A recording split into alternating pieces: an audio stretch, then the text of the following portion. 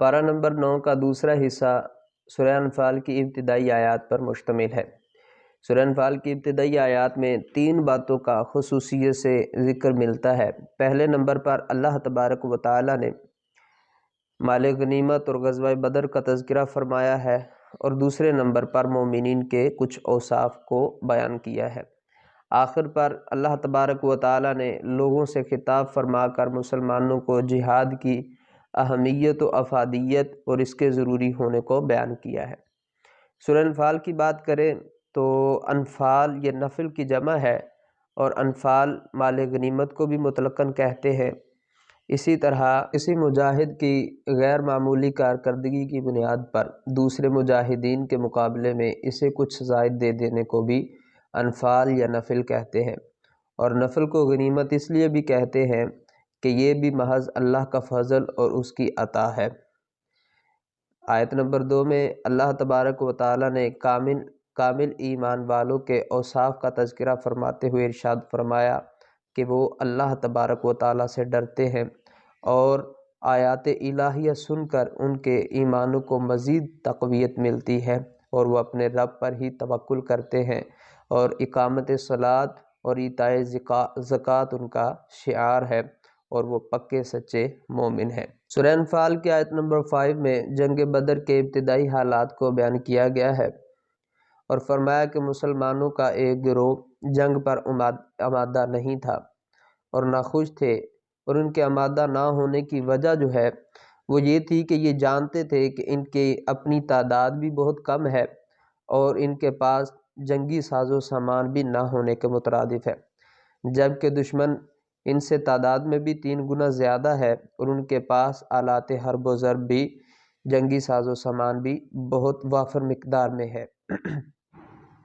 اور ان کی خواہش یہ تھی کہ ابو جہل کے قیادت میں مشرکین کے منظم اور مسلح لشکر کی بجائے ابو سفیان کے تجارتی قافلے سے ٹکراؤ ہو جائے، لیکن اللہ تبارک و تعالی نے مشرکین کے ساتھ تصادم کو مقدر فرمایا تاکہ حق کی حقانیت اور غلبہ ثابت ہو سکے۔ پھر آیت نمبر 8 سے بتایا کہ اللہ تعالی نے بدر میں مجاہدین کے اطمینان قلب اور ان کی فتح اور نصرت کے طور پر فرشتوں کو بھیجا۔ میدان بدر میں سخت زمین اور پانی کے کنویں کفار کی طرف تھے، جبکہ نرم زمین کے جس پر چلنا بھی مشکل تھا وہ مسلمانوں کے پاس تھی۔ اسی طرح پانی کی بھی قلت تھی، جس سے مسلمانوں کے دلوں میں طرح طرح کے توہمات پیدا ہو رہے تھے۔ اللہ تبارک و تعالی نے بارش برسائی، جس سے مسلمانوں نے کثیر پانی جمع بھی کر لیا، جس سے ان کی شرعی اور طبی حاجات بھی پوری ہوئیں، اور ان کے دل کو اطمینان بھی ہوا۔ میدان جہاد سے پسپائی اختیار کرنے والوں کو اللہ تبارک و تعالی نے اپنے غضب کا حقدار قرار دیا ہے، اور بدر کے میدان میں نبی کریم صلی اللہ تعالی علیہ وسلم نے مٹھی بھر ریت لے کر کفار کی طرف پھینکی اور فرمایا یہ لوگ رسوا ہو جائیں، تو اللہ تعالیٰ نے فرمایا اے رسول،